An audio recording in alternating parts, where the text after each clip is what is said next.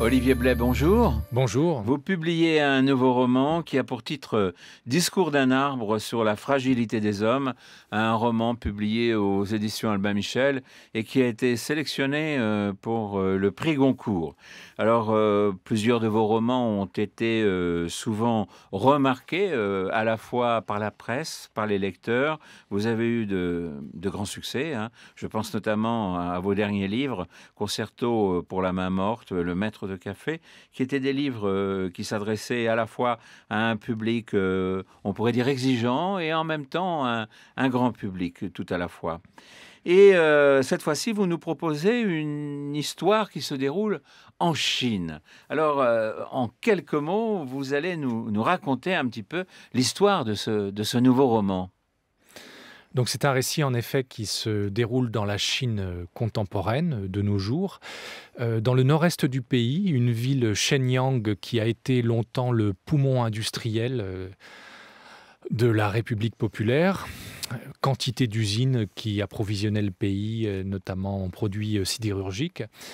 Et puis, au tournant des années 2000, les usines ont fermé les unes après les autres et beaucoup de gens se sont retrouvés au chômage. Aujourd'hui, c'est une ville qui amorce sa mutation vers autre chose, vers le secteur tertiaire, on va dire.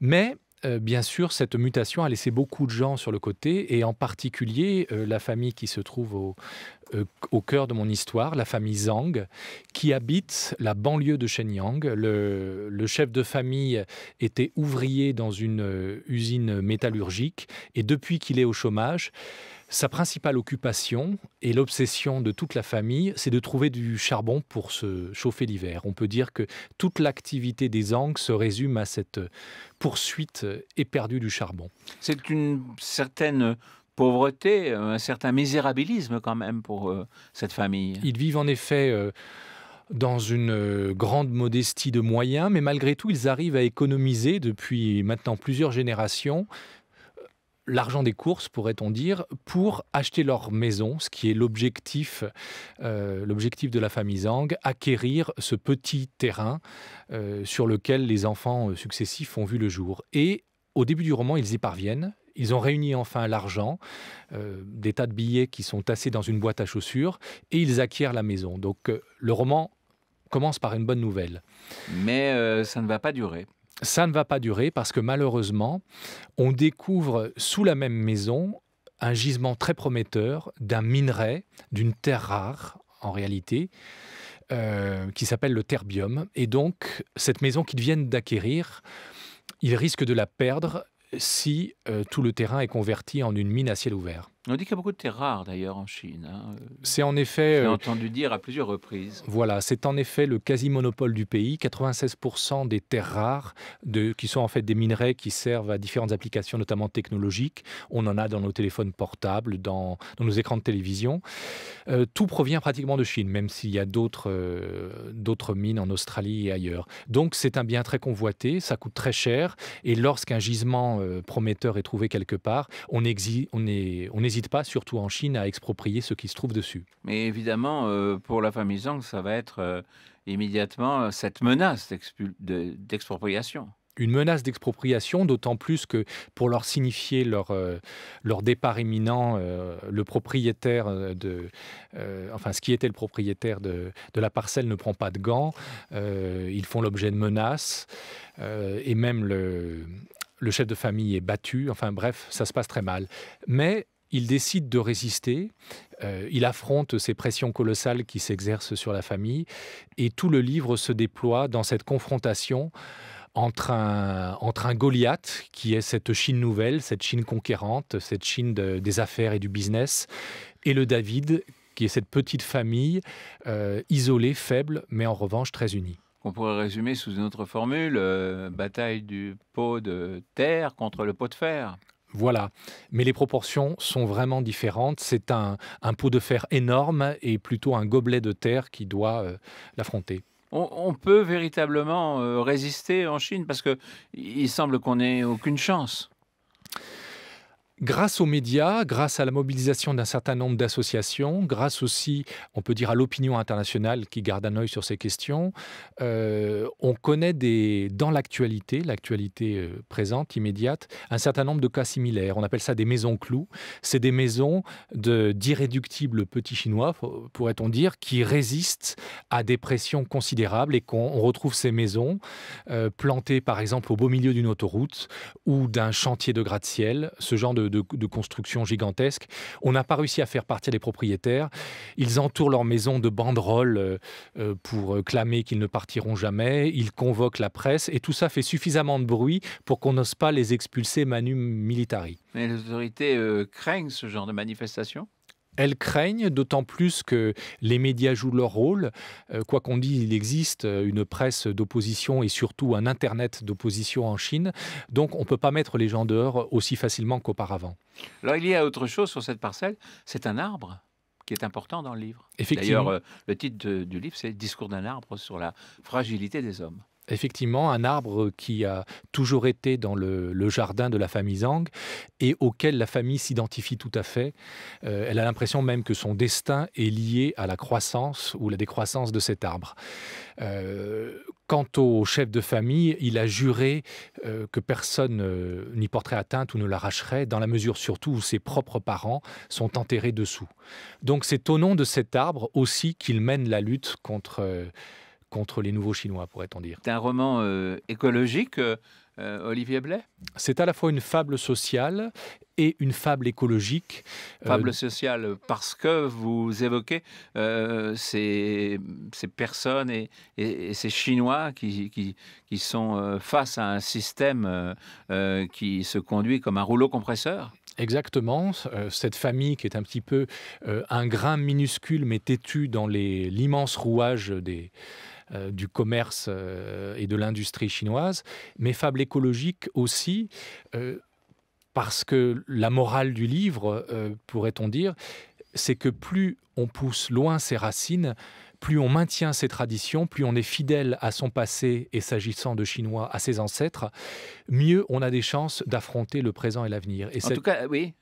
Et c'est un petit peu ce qui ressort du livre, c'est cette nécessité de pousser loin ses racines. En tout cas, il y a vraiment un contraste entre la Chine telle que nous la voyons depuis l'Europe et peut-être depuis les États-Unis, c'est-à-dire une Chine prospère et pratiquement première puissance économique aujourd'hui du globe, et une Chine traditionnelle qui subsiste encore.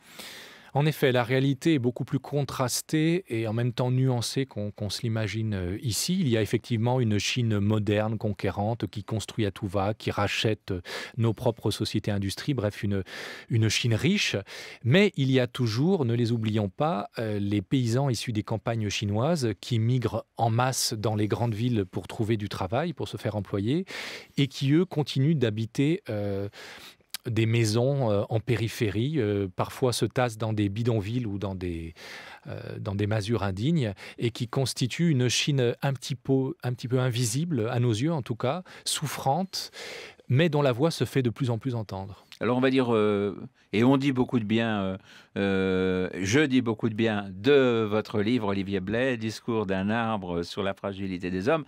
Et on va dire du bien d'un documentaire qui vous a beaucoup impressionné et qui est un petit peu à l'origine de ce livre. Vous êtes déjà allé en Chine à plusieurs reprises, mais vous avez été impressionné par un documentaire réalisé par un Chinois et qui a été peut-être à l'origine de cet ouvrage.